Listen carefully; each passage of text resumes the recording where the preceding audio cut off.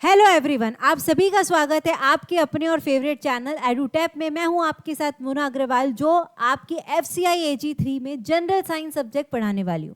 तो आज का जो हमारा टॉपिक है वो है मेटल्स एंड नॉन मेटल्स। उसका आज हम पार्ट 1 करने वाले हैं। तो ये भी टॉपिक अलग अलग पार्ट्स में रहेगा। आज पार्ट 1 में हम मेटल्स एंड नॉन मेटल्स क्या होते हैं, उनकी प्रॉपर्टीज क्या होती है, जिसपे क्वेश्चन आपके एग्जाम में पूछे जाते हैं, वो करने वाले हैं। तो आपको वीडियो को लास्ट तक देखना है, जिससे आपको मेटल नॉन मेटल क्या होते हैं, उनकी क्या क्या प्रॉपर्टीज होती है, वीडियो से आपको पूरा समझ आ जाएगा। ठीक है, तो आपको हर पार्ट भी जो है लास्ट तक देखना है, जिससे आपकी लिंक बनी रहे और मेटल एंड नॉन मेटल वाला जो टॉपिक है वो पूरी तरीके से आपको क्लियर हो जाए। ठीक है, चलिए, तो जिन्होंने भी चैनल को अभी तक सब्सक्राइब नहीं किया है जल्दी जल्दी सब्सक्राइब कर लेंगे। और अगर आपको PDF की रिक्वायरमेंट है तो आप जल्दी जल्दी टेलीग्राम चैनल को भी ज्वाइन कर लीजिए। ठीक है, तो स्टार्ट करने के पहले मैं आपको टाइम टेबल बताना चाहती हूँ कि आपकी जो डेली क्लास रहेगी 2 PM रहेगी। पूरे वीक में आपके अलग अलग सब्जेक्ट्स जो है वो चलने वाले हैं। मंडे को जनरल स्टडी जो सब्जेक्ट है दीपक सर लेंगे। अगेन ट्यूसडे को भी जनरल स्टडी सब्जेक्ट दीपक सर आपका लेने वाले हैं। वेडनेसडे को आपको मेरी क्लास मिलेगी। थर्सडे को आपका टेक्निकल का जो सब्जेक्ट है ARD बोटैनी और जूलॉजी वो शामली मैम आपका कवर कराने वाले हैं। एंड देन फ्राइडे को अकाउंट्स का जो सब्जेक्ट है वो संतोष सर कराने वाले। तो डेली आपकी वीक में देखिए सारे सब्जेक्ट्स हो रहे हैं और डेली 2 PM आपकी क्लास है, तो सारे सब्जेक्ट्स को भी आपको ज्वाइन करना है। सारे सब्जेक्ट्स आपके जो रहेंगे प्रिपेयर होते जाएंगे। ठीक है, चलिए बढ़ते हैं फर्स्ट क्वेश्चन की तरफ। What are metals typically known for. पहले क्वेश्चन से ही हमें समझ आ जाएगा कि मेटल क्या होते हैं। ठीक है, ये पूरे जो टॉपिक है, पूरा जो पार्ट है आज का, उसमें आप मेटल एंड नॉन मेटल की पूरी प्रॉपर्टीज आपको A to Z क्लियर होने वाली है। तो मेटल्स जो है, क्या वो ब्रिटल होते हैं, क्या वो नॉन कंडक्टर ऑफ इलेक्ट्रिसिटी होते हैं, कि उनमें शाइनी अपीयरेंस होता है और गुड कंडक्टर ऑफ इलेक्ट्रिसिटी होते हैं, गैस होते हैं कि लिक्विड होते हैं। तो हम सभी को सबसे पहले मेटल्स के बारे में ये जानना जरूरी है कि मोस्ट ऑफ द जो मेटल्स है वो क्या होते हैं, सॉलिड होते हैं। उनमें क्या होता है, शाइनी अपीयरेंस होता है, वो डल नहीं होते। इसका मतलब हम ये वाले ऑप्शन को कट कर सकते हैं। शाइनी अपीयरेंस होता है, वो बैड कंडक्टर ऑफ इलेक्ट्रिसिटी नहीं होते हैं, वो गुड कंडक्टर ऑफ इलेक्ट्रिसिटी होते हैं। तो जिससे इसका आंसर क्या हो गया, C। ठीक है, तो इसका जो सही आंसर है वो क्या है, C है, कि मेटल्स जो है उनमें शाइनी अपीयरेंस रहता है। मेटल्स में क्या रहता है, shiny appearance, and they are good conductors of heat and electricity. अब देखिए ब्रिटल का मतलब क्या है, अगर हम मेटल्स को पकड़ रहे हैं तो क्या वो जल्दी से टूट जाते हैं, एकदम सॉफ्ट रहते हैं क्या, नहीं रहते। कुछ एक्सेप्शन रहते हैं, लेकिन सारे मेटल्स जो रहते हैं ब्रिटल नहीं रहते। सारे मेटल्स जो रहते हैं वो हार्ड रहते हैं, वो गैसेस नहीं रहते, वो क्या रहते हैं, सॉलिड रहते हैं। और वो लिक्विड नहीं रहते, उसमें से कुछ एक्सेप्शन है, एक दो जो मेटल है वो लिक्विड है रूम टेम्परेचर पे, बाकी सारे मेटल्स जो रहते हैं वो सॉलिड रहते हैं। तो जो ज़्यादा मेटल की प्रॉपर्टी वो आपको मानना है, उसमें जो एक्सेप्शन है वो भी हम देखेंगे कि कैसे एक्सेप्शन से आपके एग्जाम में क्वेश्चन पूछे जाते हैं। अब देखिए इसका जो सही आंसर हुआ, हमने देखा कि मेटल में शाइनी अपीयरेंस रहता है। लेकिन क्यों शाइनी अपीयरेंस रहता है, क्यों हमें वो शाइन करते हुए दिखते हैं। जैसे अगर मैं कॉपर और एल्यूमिनियम की बात करूं, कॉपर और एल्यूमिनियम आपने देखा होगा, ज़्यादातर आपने एल्यूमिनियम की फॉइल्स देखी होगी, वो शाइन करती है। क्यों शाइन करती है, यह आपको ध्यान रखना है, क्योंकि उनमें जो एटम्स रहते हैं वो क्या करते हैं, लाइट को अच्छी तरीके से रिफ्लेक्ट कर सकते हैं। रिफ्लेक्ट का मतलब क्या होता है, मान लीजिए ये एल्यूमिनियम की फॉइल है, कोई लाइट आ रही है, लाइट जैसे ही इस पर टकराएगी, लाइट जैसे ही उस पर इंसिडेंट होगी, वो क्या हो जाएगी, वही पाथ से क्या हो जाएगी, टकरा कर रिफ्लेक्ट हो जाएगी। तो इसकी वजह से, इंसिडेंस और रिफ्लेक्शन की वजह से हमें क्या दिखता है, मेटल्स जो दिखते हैं शाइनी अपीयरेंस के दिखते हैं। उसके बाद उनमें कुछ फ्री इलेक्ट्रॉन्स रहते हैं। अब अगर इसमें इलेक्ट्रॉन्स है, इलेक्ट्रॉन्स क्या कर सकते हैं, हीट और इलेक्ट्रिसिटी को कंडक्ट कर सकते हैं। अगर इलेक्ट्रॉन्स नहीं है तो वो हीट और इलेक्ट्रिसिटी को कंडक्ट नहीं कर सकते। तो मेटल्स में इलेक्ट्रॉन्स रहने की वजह से वो हीट और इलेक्ट्रिसिटी को अच्छे से कंडक्ट कर सकते हैं। तो ये मेटल की पहली प्रॉपर्टी हो गई कि मेटल में शाइनी अपीयरेंस रहता है और वो हीट और इलेक्ट्रिसिटी को कंडक्ट कर सकते हैं। ठीक है, चलिए बढ़ते हैं आगे क्वेश्चन, सेकंड क्वेश्चन की तरफ। Which of the following correctly describe non metals. अब नॉन मेटल्स क्या होते हैं, नॉन मेटल की प्रॉपर्टी क्या होती है। क्या नॉन मेटल शाइनी रहते हैं, नहीं रहते। अब भी हमने देखा कि मेटल शाइनी रहते हैं, नॉन मेटल शाइनी नहीं रहते, यानी कि हम ये ऑप्शन को कट कर सकते हैं। नॉन मेटल का अगर मैं एग्जाम्पल लूँ, जैसे कि क्लोरीन हो गया, हाइड्रोजन हो गया, ब्रोमीन हो गई, ज़्यादातर जो गैसेज रहती है वो नॉन मेटल्स के अंदर आती है। नॉन मेटल्स डक्टाइल और सोनोरस रहते हैं। क्या डक्टाइल का मतलब होता है जिससे हम वायर बना सकते हैं। क्या नॉन मेटल से आप हाइड्रोजन और क्लोरीन से वायर बना सकते हैं? क्या नहीं बना सकते हो। और वो सोनोरस भी नहीं होते। सोनोरस मतलब होता है जिसको हिट करने से साउंड आता है, तो नॉन मेटल को हिट करने से साउंड भी नहीं आता, तो ये भी प्रॉपर्टी नहीं होती। मेटल्स और नॉन मेटल्स डक्टाइल होते हैं क्या? तो अभी हमने देखा कि नॉन मेटल्स डक्टाइल नहीं हो सकते। नॉन मेटल्स जो रहते हैं सारे लिक्विड रहते हैं क्या रूम टेम्परेचर पे? नहीं।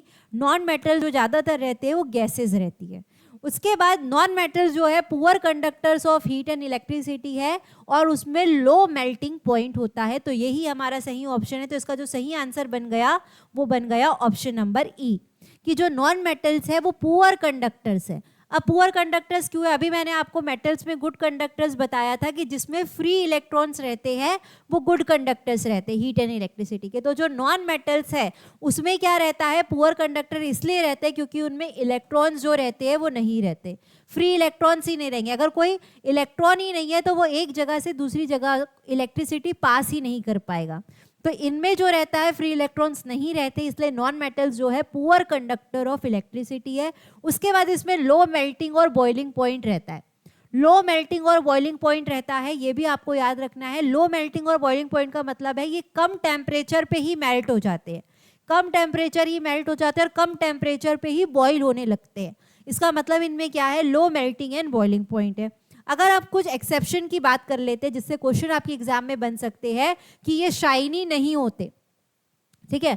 नॉन मेटल जो रहते हैं शाइन नहीं कर सकते क्योंकि वो लाइट को रिफ्लेक्ट नहीं कर सकते। अभी हमने मेटल्स में देखा था, मेटल्स जो रहते हैं वो शाइनी अपीयरेंस के रहते हैं क्योंकि वो लाइट को अच्छी तरीके से रिफ्लेक्ट कर सकते हैं। लेकिन जो नॉन मेटल्स रहते हैं वो शाइनी नहीं रहते, यानी कि वो लस्टरस नहीं रहते, ठीक है। और वो ब्रिटल रहते हैं। ब्रिटल मतलब कि जो आसानी से टूट सकते हैं। जैसे कि हम एग्जांपल लेते हैं ग्रेफाइट का। ग्रेफाइट आपने देखा होगा, जो लेड पेंसिल है, पेंसिल की जो लेड रहती है, पेंसिल की जो नोकीन रहती है, लीड रहती है, उसमें किसका यूज किया जाता है? ग्रेफाइट का। ग्रेफाइट जो है वो कार्बन का एक फॉर्म है, ठीक है। यहाँ हम कह सकते हैं ग्रेफाइट जो है कार्बन से बना हुआ है। ये ग्रेफाइट को हमने किसमें यूज किया? पेंसिल से। तो देखना आप जब लिखते हैं कई बार पेंसिल की नोक जो है वो टूट जाती है, यानी कि वो क्या है? ब्रिटल है। तो हम क्या कह सकते हैं कि नॉन मेटल्स जो रहते हैं वो क्या रहते हैं? ब्रिटल रहते हैं। नॉन मेटल्स जो रहते हैं डक्टाइल नहीं रहते। इसका मतलब क्या होता है? उससे वायर नहीं बना सकते आप। क्लोरीन से, ब्रोमीन से वायर नहीं बना सकते। हम वायर्स जो बनाते हैं कॉपर के बनाते हैं, एल्यूमिनियम के बनाते हैं। यानी कि कॉपर और एल्यूमिनियम किसके एग्जाम्पल है? मेटल्स के एग्जाम्पल है। तो नॉन मेटल्स जो है they can not be drawn into wires, तो ये भी आपको याद रखना है। साथ ही साथ ये सोनोरस भी नहीं होते हैं, दे आर नॉट सोनोरस। इसका मतलब जब हम उसे हीट करते हैं तो उससे कोई भी साउंड नहीं आती, कोई भी आवाज़ नहीं आती, ठीक है। इतनी बात आपको ध्यान रखना है। उसके बाद नॉन मेटल्स जो है सॉलिड, लिक्विड और गैस तीनों स्टेट में रहते हैं, लेकिन ज़्यादातर ये गैस में पाए जाते हैं। ज़्यादा most of the non metals जो है वो गैस स्टेट में रहते हैं, सॉलिड में भी रहते हैं, लिक्विड में भी रहते हैं, गैस में भी रहते हैं। एक एक हम एग्जाम्पल देख लेते हैं। जैसे ब्रोमीन, ब्रोमीन की अगर बात करें, ब्रोमीन जो है वो कौन से स्टेट में रहता है? लिक्विड स्टेट में रहता है। तो आपसे क्वेश्चन पूछ सकता है कि ऐसे नॉन मेटल का नाम बताइए कि जो लिक्विड स्टेट में रहता है। तो आपको याद रखना है the non metal which is in liquid state is bromine, ठीक है। उसी तरीके से आपसे ये पूछ सकता है कि कौन सा गैस स्टेट में नॉन मेटल रहता है। तो बहुत सारे हैं, ऑक्सीजन है, क्लोरीन है, ब्रोमीन है, फ्लोरीन है, ये सारे किस में आएंगे? गैस में। अगर सॉलिड की बात करें तो सल्फर, सल्फर जो है वो क्या रहता है? सॉलिड स्टेट में पाया जाने वाला नॉन मेटल है। The non metal which is found in solid state, उसका आप एग्जांपल क्या करेंगे? सल्फर। ये येलो कलर का एक पत्थर जैसा रहता है, येलो कलर का स्टोन जैसा दिखेगा, वो क्या रहता है? आपका नॉन मेटल, जो कि क्या है? सल्फर, सॉलिड स्टेट में। तो इतनी बातें आपको याद रखना है किसके लिए? नॉन मेटल्स के लिए, ठीक है। चलिए आगे बढ़ते क्वेश्चन नंबर 3 में। What distinguishes metals from non metals in terms of physical appearance. अगर हमें मेटल और नॉन मेटल को डिस्टिंग्विश करना है फिजिकल अपीयरेंस के हिसाब से, तो उनकी जो डिफरेंस रहेगी वो क्या रहेगी? कि मेटल्स जो है वो डल रहते हैं क्या? ये तो अभी हमने देखा कि मेटल जो रहते हैं वो शाइनी रहते हैं, तो ये वाला ऑप्शन हम काट देते हैं। मेटल्स जो रहते हैं वो लस्चरस रहते हैं, यानी कि शाइनी अपीयरेंस रहता है क्योंकि वो लाइट को रिफ्लेक्ट कर सकते हैं, और नॉन मेटल्स में शाइनी अपीयरेंस नहीं रहता है। तो ये ऑप्शन हमारा हो सकता है। आगे भी एक बार चेक कर लेते हैं कि मेटल्स और नॉन मेटल्स हमेशा शाइनी रहते हैं क्या? नहीं, नॉन मेटल्स जो रहते हैं शाइनी नहीं होते। तो ये हम ऑप्शन को हटा देते हैं। मेटल्स और नॉन मेटल्स में कोई भी डिफरेंस नहीं है क्या? दोनों एक समान दिखते हैं क्या? ये भी नहीं हो सकता। मेटल्स और नॉन मेटल्स दोनों डक्टाइल होते हैं क्या? तो ये भी नहीं हो सकता। तो हमारा जो सही आंसर है वो क्या है? ऑप्शन नंबर बी, कि मेटल्स जो है वो क्या है? लस्चरस है, यानी कि उसमें शाइनी अपीयरेंस है, लेकिन नॉन मेटल्स जो है उसमें शाइनी अपीयरेंस नहीं रहता, वो नॉन लस्चरस है। ठीक है, तो हमने देखा था कि लस्चरस किसके कारण होता है? कि लाइट को वो रिफ्लेक्ट अच्छे से कर सकता है। तो ये उसकी एक इंपॉर्टेंट प्रॉपर्टी है जिससे हम मेटल्स और नॉन मेटल्स को डिस्टिंग्विश कर सकते हैं। ठीक है, और हमने ये भी देख लिया है कि नॉन मेटल्स में सल्फर और कार्बन जो है वो किसके एग्जाम्पल है? नॉन मेटल्स के एग्जाम्पल है। और वो आप जब कार्बन देखेंगे, जब आप कोयला देखते, कार्बन का हम एग्जाम्पल ले लेते कोयला चारकोल, जब आप कोयले को देखते, चारकोल को देखते, तो वो शाइन नहीं करता है, यानी कि उसमें लाइट रिफ्लेक्ट करने की कोई भी एबिलिटी नहीं है। इसका मतलब नॉन मेटल्स जो है वो क्या है? नॉन लस्टरस है, दे लैक शाइनी अपीयरेंस। ठीक है, क्लियर है? चलिए आगे बढ़ते हैं, फोर्थ क्वेश्चन में आते हैं। Why are metals generally good conductors of electricity? तो मैंने आपको इसका रीजन भी दिया है कि मेटल्स जो है वो गुड कंडक्टर्स ऑफ इलेक्ट्रिसिटी क्यों होते हैं। जब भी कोई पूछ रहा है कि गुड कंडक्टर ऑफ इलेक्ट्रिसिटी, यानी कि जो इलेक्ट्रिसिटी पास होती है, इलेक्ट्रिसिटी जो कंडक्ट होती है इलेक्ट्रॉन्स की वजह से होती है। तो आप बस ऑप्शन में देख लीजिए कि कहाँ पे इलेक्ट्रॉन्स दिख रहा है हमें? Due to their loosely held free electrons. अगर मेटल्स में इलेक्ट्रॉन्स रहेंगे इसका मतलब वो इलेक्ट्रिसिटी को कंडक्ट कर सकते हैं, इसलिए इसका आंसर क्या हो गया? Option number C, due to their loosely held free electrons. तो मेटल्स जो है वो गुड कंडक्टर्स ऑफ इलेक्ट्रिसिटी इसीलिए है क्योंकि वो इलेक्ट्रॉन्स उसमें बहुत ज़्यादा रहते हैं, फ्री इलेक्ट्रॉन्स। अगर फ्री इलेक्ट्रॉन्स ज़्यादा है यानी कि वो मूव करते रहेंगे, और अगर वो मूव कर रहे हैं इसका मतलब वो इलेक्ट्रिसिटी कंडक्ट कर सकते हैं, यह आपको ध्यान रखना है। ठीक है, क्लियर है? अब देखिए, अगर हम मेल्टिंग पॉइंट की बात करते हैं, मेल्टिंग पॉइंट जो रहता है मेटल्स और नॉन मेटल्स में, मेटल्स का ज़्यादा रहता है और नॉन मेटल्स का कम रहता है। डक्टिलिटी जो रहती है मेटल्स में रहती है, यानी कि जिससे हम वायर्स बना सकते हैं उसको डक्टिलिटी कहते हैं। ब्रिटलनेस, तो ब्रिटलनेस जो रहती है ज़्यादातर नॉन मेटल्स में रहती है। डेंसिटी जो रहती है, जो ज़्यादा डेंसिटी रहती है वो किसकी रहती है? सॉलिड्स की रहती है। डेंसिटी जो ज़्यादा रहती है किसकी रहती है? सॉलिड की रहती है, यानी कि जिसमें नंबर ऑफ इलेक्ट्रॉन्स ज़्यादा रहते हैं, नंबर ऑफ मॉलिक्यूल्स ज़्यादा रहते हैं, उसको हम डेंसिटी कहते हैं। तो किसकी डेंसिटी ज़्यादा रहती है? सॉलिड की। और सॉलिड जो सबसे ज़्यादा रहता है वो किसके अंदर आता है? मेटल्स के अंदर आता है। नॉन मेटल्स में कम सॉलिड आते हैं, 1-2 ही सॉलिड आते हैं। तो इसीलिए डेंसिटी किसकी ज़्यादा रहती है? मेटल्स की ज़्यादा रहती है, और नॉन मेटल्स की डेंसिटी कम रहती है। तो ये सारी प्रॉपर्टीज आपको ध्यान रखना है। कैसा भी क्वेश्चन एग्जाम में बन सकता है, कोई भी चीज से उठाकर वो क्वेश्चन दे सकते हैं। ठीक है, चलिए आगे बढ़ते क्वेश्चन नंबर 5 में। Which property of non metals make them suitable for insulating electric wires? अब देखिए, इलेक्ट्रिक वायर्स जो बनते हैं वो हमने देखा कॉपर के बनते हैं या एल्यूमिनियम के बनते हैं, यानी कि मेटल के बनते हैं, लेकिन उसके ऊपर इंसुलेशन रहता है। आपने देखा होगा रेड कलर के वायर्स रहेंगे, ग्रीन कलर के वायर्स रहते हैं और ब्लैक कलर के वायर्स रहते हैं। जो ग्रीन, ब्लैक और रेड है वो उसके ऊपर इंसुलेशन है, वो प्लास्टिक है। वो जो रहता है वो किसका रहता है? नॉन मेटल का रहता है। और अंदर के जो वायर्स रहते हैं वो कॉपर के वायर्स रहते हैं, वो मेटल रहता है। तो इंसुलेशन जो रहता है वो नॉन मेटल से क्यों बनाया जाता है? क्योंकि वो पुअर कंडक्टर्स ऑफ इलेक्ट्रिसिटी रहते हैं। ये बहुत इंपॉर्टेंट क्वेश्चन है, ये आपको ध्यान रखना है कि जो वायर्स रहते हैं अंदर के वो किसके बने रहते हैं? मेटल के। और उसके ऊपर जो इंसुलेशन रहता है वो किसका बना रहता है? नॉन मेटल का बना रहता है। अब ये पूछ सकता है कि अंदर के वायर मेटल के क्यों बने रहते हैं? क्योंकि वो इलेक्ट्रिसिटी को कंडक्ट कर सकते हैं। लेकिन नॉन मेटल जो इंसुलेशन के लिए यूज होता है वो क्यों होता है? क्योंकि वो पुअर कंडक्टर ऑफ इलेक्ट्रिसिटी रहते हैं। ये आपको ध्यान रखना है। ठीक है, तो आपने देखा होगा कि ऊपर पे या तो रबर की इंसुलेशन रहेगी या तो प्लास्टिक की इंसुलेशन रहेगी। वो किसके अंदर आते हैं? नॉन मेटल्स के अंदर आते हैं, क्योंकि उससे हमें करंट नहीं लगता। ठीक है, इससे इलेक्ट्रिसिटी पास नहीं हो सकती और इससे हमें करंट नहीं लगेगा। अगर हम डायरेक्ट कॉपर के वायर को पकड़ेंगे तो उससे हमें करंट भी लग सकता है, इसलिए उसके ऊपर इंसुलेशन की जाती है। और किसकी रहती है? तो रबर की रहेगी या तो प्लास्टिक की रहेगी। ठीक है, क्लियर है? आगे बढ़ते हैं। What property of metals allow them to be drawn into thin wires? अगर हमें वायर्स बनाना है तो उस प्रॉपर्टी को क्या कहा जाता है? जब मैंने उसे हैमर से मारते जाऊंगी तो वो क्या बनती जाएगी? उसकी शीट बनती जाती है। जब वो शीट बन रही है उसका मतलब वो क्या है? मैलिएबल है, उसकी जो प्रॉपर्टी है तब वो मैलिएबिलिटी कहलाती है। अभी क्या पूछ रहा है? जिससे हमें क्या बनाना है? वायर्स बनाना है। अब भी मैंने आपको ये एक क्वेश्चन में बताया कि जिससे हमें वायर्स बनाते हैं वो प्रॉपर्टी को कहते हैं डक्टिलिटी। ठीक है, तो जब भी शीट्स बनाना है तो वो होता है मैलिएबिलिटी, और जब भी वायर्स बनाना है वो प्रॉपर्टी को आप कहते हैं डक्टिलिटी। ठीक है, याद रहेगा। तो देखिए, ductility is the property of metal that enable them to drawn into thin wires without breaking. Ductility का मतलब क्या होता है कि हम किसी भी चीज से अगर वायर बना सकते हैं बिना उसे ब्रेक किए, तो वो प्रॉपर्टी किसकी रहती है? मेटल्स की रहती है, क्योंकि मेटल से हम आसानी से वायर बना सकते हैं। इसका मतलब जो मेटल्स रहते हैं वो क्या रहते हैं? डक्टाइल रहते हैं। ठीक है, इसका मतलब क्या हो रहा है कि जब मेटल को हम क्या करते हैं? टेंसाइल स्ट्रेस देते हैं। अब मैंने क्या कहा आपको? जब मैं हैमर से पीटूंगी उसको क्या हो रहा है? मतलब मैं स्ट्रेस दे रही हूँ, उसका मतलब क्या हो रहा है? उसमें मैं हथौड़ा मार रही हूँ, इसका मतलब टेंसाइल स्ट्रेस दे रही हूँ। ठीक है, ये आपको ध्यान रखना है। तो स्ट्रेस देकर, टेंसाइल स्ट्रेस देकर या तो उसको शीट में बनाया जाता है या तो वायर में बनाया जाता है। जब शीट में बनता है तो उसे मैलिएबिलिटी कहते हैं, जब वायर्स में बनता है तो उसको उसकी डक्टिलिटी कहते हैं। इतनी बातें आपको ध्यान रखना है।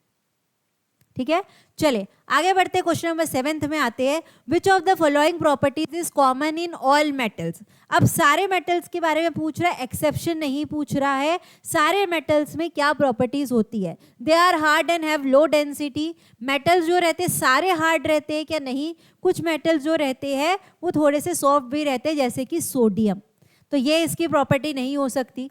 दे have high melting and boiling points, तो ये हम लास्ट में देखते हैं। दे आर नॉन लस्टरस, क्या मेटल्स नॉन लस्टरस होते हैं क्या? ये भी नहीं होते। They are poor conductor of electricity, तो वो पुअर कंडक्टर नहीं होते, वो गुड कंडक्टर होते हैं। और दे आर ब्रिटल होते हैं क्या? वो जल्दी से टूट जाते हैं क्या? सारे मेटल ब्रिटल नहीं होते, सिर्फ सोडियम और पोटेशियम जो रहता है वो ब्रिटल होते हैं, वो आसानी से हम चाकू से काट सकते हैं, नाइफ से उसे कट कर सकते हैं, लेकिन दे आर ब्रिटल सारे मेटल्स के लिए नहीं है। तो इसका जो सही आंसर है वो है ऑप्शन नंबर बी, कि सारे मेटल्स में हाई मेल्टिंग और बॉइलिंग पॉइंट रहता है, चाहे वो लिक्विड स्टेट में हो चाहे वो सॉलिड स्टेट में क्यों ना हो, ये आपको ध्यान रखना है। तो मेटल्स में हाई मेल्टिंग और बॉइलिंग पॉइंट रहता है, इसका मतलब अगर कितना भी हाई टेम्परेचर हो जाए, कितना भी हम टेम्परेचर बढ़ा दे, तो मेटल जो रहेगा वो स्टेबल ही रहेगा। ये आपको ध्यान रखना है, क्योंकि उनमें हाई मेल्टिंग और बॉइलिंग पॉइंट है। इसका मतलब टेम्परेचर पे कितना भी आप हाई टेम्परेचर कर दीजिए, मेटल जो रहेगा वो हमेशा स्टेबल स्टेट में रहेगा। इसीलिए इंडस्ट्रीज में मेटल्स का बहुत ज़्यादा इस्तेमाल किया जाता है, बहुत ज़्यादा यूज़ किया जाता है, ये आपको ध्यान रखना है। और ये जो प्रॉपर्टी थी लो डेंसिटी वाली, नॉन लस्टरस वाली, ब्रिटल वाली, ये ज़्यादातर किस में आती है? नॉन मेटल्स में आती है, ना कि मेटल्स में आती है। ठीक है, क्लियर है। आगे बढ़ते क्वेश्चन नंबर 8 में आते हैं। Which property allow metals to be hammered into thin sheets without breaking. अब वायर्स वाला हमने क्वेश्चन कर लिया, इसका मतलब वो था डक्टिलिटी। अगर हमें थिन शीट्स में बनाना है तो वो कौन सी प्रॉपर्टी होती है? मैलेबिलिटी होती है, ये आपको ध्यान रखना है। तो वायर्स वाली डक्टिलिटी और शीट्स वाली मैलेबिलिटी। तो मुझे लगता है कि आप सभी को ये प्रॉपर्टी याद हो गई होगी, क्लास में ही सारी चीज़ें आपको याद करके जाना है। फिर से, अगर हम किसी भी चीज़ को टेंसाइल स्ट्रेस देके या हैमर्ड करके अगर उसको वायर बनाते हैं तो वो डक्टिलिटी होती है, और अगर उसे शीट्स बनाते हैं तो वो मैलेबिलिटी होती है, ये आपको ध्यान रखना है। और ये डक्टिलिटी और मैलेबिलिटी वाली प्रॉपर्टी जो रहती है किस में रहती है? मेटल्स में रहती है। किस में रहती है? मेटल्स में रहती है। जैसे आपने गोल्ड, एल्यूमिनियम के फॉइल्स देखे होंगे, जो एल्यूमिनियम के फॉइल है यानी कि उसमें कौन सी प्रॉपर्टी है? मैलेबिलिटी की प्रॉपर्टी। उसको शीट्स में बनाया गया है, उसको शीट में अगर बना सक रहे हैं, इसका मतलब क्या हो रहा है? उसमें मैलेबिलिटी है, ये आपको ध्यान रखना है। ठीक है, आगे बढ़ते क्वेश्चन नंबर 9 में। Which property differentiate non metal from metal when it comes to physical state at room temperature. अब फिजिकल स्टेट की बात पूछ रहा है, इसके पहले जो डिस्टिंग्विश करने बोला था वो फिजिकल अपीयरेंस में करने बोला था। अभी क्वेश्चन ये पूछ रहा है कि मेटल्स और नॉन मेटल्स कैसे अलग अलग है फिजिकल स्टेट से। फिजिकल स्टेट से वो दोनों कैसे अलग अलग है? नॉन मेटल्स जो रहते हैं सारे सॉलिड रहते हैं क्या? नहीं रहते। नॉन मेटल्स जो रहते हैं इलास्टिक रहते हैं क्या? नहीं रहते। नॉन मेटल्स जो रहते हैं गुड कंडक्टर्स रहते हैं क्या? नहीं रहते, वो बैड कंडक्टर्स रहते हैं। नॉन मेटल्स में हाई टेंसाइल स्ट्रेंथ रहता है कि अगर टेंसाइल स्ट्रेंथ अगर अच्छा रहेगा इसका मतलब हम उससे वायर भी बना सकते थे, उससे शीट भी बना सकते थे, तो ये इसमें नहीं रहता है। नॉन मेटल जो रहते हैं ज़्यादातर गैसेज रहते हैं और वो ब्रिटल भी रहते हैं, तो ये सही बात है। इसका जो सही आंसर है वो क्या है, ई है। जो most of the non metals है वो गैस स्टेट में पाए जाते हैं, कुछ जो रहते हैं लिक्विड स्टेट में जैसे कि ब्रोमीन हो गया, और कुछ जो था वो सॉलिड स्टेट में जैसे कि सल्फर हो गया। तो नॉन मेटल जो रहते हैं तीनों स्टेट में मिलते हैं हमें, सॉलिड, लिक्विड और गैस, और ज़्यादा जो नॉन मेटल्स रहते हैं वो गैस स्टेट में पाए जाते हैं, जैसे कि ऑक्सीजन हो गया, नाइट्रोजन हो गया, क्लोरीन हो गया, ये सारे किस में पाए जाएंगे, गैस स्टेट में पाए जाएंगे। और सॉलिड में अभी हमने देखा था सल्फर और साथ में फॉस्फोरस। अब यहाँ पे एक मोस्ट इंपॉर्टेंट क्वेश्चन आपके एग्जाम के लिए ये बनता है कि फॉस्फोरस को किस में रखना चाहिए, किसके अंदर फॉस्फोरस को रखना चाहिए, ये इंपॉर्टेंट क्वेश्चन आपके एग्जाम के लिए है। तो फॉस्फोरस जो है जल्दी से एयर से रिएक्ट कर सकता है, फॉस्फोरस को अगर हमने खुला छोड़ दिया तो जल्दी से एयर से रिएक्ट हो जाता है, इसीलिए हमेशा फॉस्फोरस को वाटर के अंदर रखा जाता है। किसके अंदर रखा जाता है, वाटर के अंदर रखा जाता है, यह आपको ध्यान रखना है, मोस्ट इंपॉर्टेंट क्वेश्चन है। क्वेश्चन ये पूछता है कि फॉस्फोरस को किसके अंदर रखा जाता है, तो फॉस्फोरस जो है वो एयर से बहुत जल्दी रिएक्ट हो जाता है, इसीलिए उसको किसके अंदर रखा जाता है, वाटर के अंदर। एक और एक्सेप्शन की बात करते हैं मेटल के, तो मेटल जो था वो ज़्यादातर हमने देखा सॉलिड स्टेट में मिलता है, जो लिक्विड स्टेट में मेटल मिलता है वो है मर्क्यूरी, ये आपको ध्यान रखना है, इंपॉर्टेंट क्वेश्चन है। The metal which is found in liquid state, ऐसा मेटल जो लिक्विड स्टेट में पाया जाता है वो कौन सा है, मर्क्यूरी है, ये आपको ध्यान रखना है। किसमें यूज़ करते हैं हम, थर्मामीटर्स, आपने थर्मामीटर्स देखा होगा, जब हमें फीवर हो जाता है तो हम थर्मामीटर्स का इस्तेमाल करते हैं अपने बॉडी का टेम्परेचर मेजर करने के लिए। तो ये थर्मामीटर्स के अंदर क्या रहता है, लिक्विड स्टेट में मर्क्यूरी रहती है जो ऊपर नीचे होती है और जिससे हमें हमारा टेम्परेचर पता चल जाता है, ठीक है। नॉन मेटल जो रहते हैं इलास्टिक नहीं होते, यानी कि जिसे हम खींच सकते हैं, जिसे हम इलास्टिक, जैसे रबर बैंड को हम खींच सकते हैं, रबर बैंड इलास्टिक होता है, नॉन मेटल जो रहते हैं इलास्टिक नहीं होते हैं, ये आपको ध्यान रखना है। ये जो दो एक्सेप्शन मैंने बताया है ये इंपॉर्टेंट है आपकी एग्जाम के लिए। आगे बढ़ते हैं हमारे लास्ट क्वेश्चन की तरफ, क्वेश्चन नंबर 10 में, which of the following is not a property of metals, जो मेटल की प्रॉपर्टी नहीं है। अभी तक आपको समझ आ गया होगा कि मेटल के अंदर क्या प्रॉपर्टी होती है और नॉन मेटल के अंदर क्या प्रॉपर्टी होती है, तो जल्दी से देख के बताइए कि कौन सी मेटल की प्रॉपर्टी नहीं है। तो मेटल जो रहते हैं डेंसिटी उसकी ज़्यादा रहती है, जैसे कि सॉलिड, सॉलिड में नंबर ऑफ मॉलिक्यूल्स बहुत ज़्यादा रहते हैं, तो सॉलिड जो रहता है वो किसका फॉर्म है, नॉन मेटल का, यानी कि ये उसकी प्रॉपर्टी है। सोनोरस, यानी कि जब हम मेटल को पीटते हैं, जैसे मैंने आयरन, लोहे को, आयरन को अगर मैं हैमर से पीट रही हूँ तो उसमें से साउंड आ रहा है, इसका मतलब वो सोनोरस भी है। मेटल को जब हम टेंसाइल स्ट्रेस देते हैं, जब उसे हैमर से पीट रहे हैं तो वो वायर्स में भी बदल जाते हैं, यानी कि वो डक्टाइल भी होते हैं, ठीक है। मेटल्स जो रहते हैं वो गैस फॉर्म में भी मिल सकते हैं। यहाँ पे देखिए, यहाँ पे सिर्फ आपको लिखना था सॉलिड, मेटल्स जो रहते हैं सॉलिड फॉर्म में मिलते हैं, हाँ, लेकिन मेटल्स में थर्मल कंडक्टिविटी पुअर नहीं होती है, ये इसका सही आंसर है कि मेटल्स में पुअर थर्मल कंडक्टिविटी नहीं होती है। क्वेश्चन ये पूछा था कि मेटल में कौन सी प्रॉपर्टी नहीं होती है, not a property of metal, तो जो प्रॉपर्टी नहीं होती है वो होती है पुअर थर्मल कंडक्टिविटी, क्योंकि ये थर्मल कंडक्टिविटी भी बहुत अच्छे से करता है क्योंकि इसमें फ्री इलेक्ट्रॉन्स मिलता है, तो पुअर थर्मल कंडक्टिविटी ही मेटल की प्रॉपर्टी नहीं है, ठीक है, ये आप ध्यान रखेंगे। तो मेटल्स जो है उसमें डेंसिटी भी होती है, वो सोनोरस भी होते हैं और वो डक्टाइल भी होते हैं, ये तीनों प्रॉपर्टी होती है, और वो सॉलिड होते हैं, ये उसकी प्रॉपर्टी होती है, लेकिन वो गुड कंडक्टर ऑफ हीट होते हैं, वो पुअर थर्मल कंडक्टिविटी वाले नहीं होते, वो गुड कंडक्टर्स ऑफ हीट होते हैं, गुड कंडक्टर ऑफ इलेक्ट्रिसिटी भी होते हैं क्योंकि उनमें फ्री इलेक्ट्रॉन्स पाए जाते हैं। तो आपने देखा होगा कि जो कुकवेयर है, कुकवेयर में ज़्यादातर मेटल्स का इस्तेमाल होता है, कुकवेयर जिसे हम किचन में यूज़ करते हैं जो यूटेंसिल्स का, वो कुकवेयर में आपको क्या दिखेगा, मेटल्स दिखेंगे। क्यों दिख रहे हैं, क्योंकि वो गुड कंडक्टर ऑफ वो they can easily conduct heat, ठीक है, they are good conductors of heat, इसीलिए उनमें थर्मल कंडक्टिविटी पुअर नहीं होती, थर्मल कंडक्टिविटी बहुत अच्छी होती है, ये आपको ध्यान रखना है, ठीक है। और पुअर थर्मल कंडक्टिविटी अगर बोलेगा तो वो किस में होती है, नॉन मेटल्स में होती है, ये आपको ध्यान रखना है, इतनी चीज़ें, ठीक है। तो ये था हमारा पार्ट 1 के बारे में। तो जिसने भी अभी तक यूट्यूब चैनल को सब्सक्राइब नहीं किया है तो जल्दी जल्दी से सब्सक्राइब कर लेंगे और टेलीग्राम चैनल को भी जल्द से जल्द ज्वाइन भी कर लेंगे। तो ये था हमारा part 1 metals and non metals के ऊपर। इसके बाद हम पार्ट 2 करने वाले हैं, वो आपके लिए मोस्ट इंपॉर्टेंट रहने वाला है, उसको भी आपको देखना नहीं भूलना है। उसमें कौन सा मेटल, जैसे अभी हमने देखा लिक्विड स्टेट में कौन सा मेटल आता है, मर्क्यूरी। फॉस्फोरस को कहाँ रखा जाता है, वाटर में रखा जाता है। इतनी छोटी छोटी जो बारीकियां है, इतनी छोटे छोटे जो कॉन्सेप्ट्स है, वो हम पार्ट 2 में कवर करने वाले हैं। तो पार्ट 2 आपके लिए बहुत इंपॉर्टेंट रहने वाला है। तो आज के लिए बस इतना ही। आप सभी को thank you, bye, take care and all the best.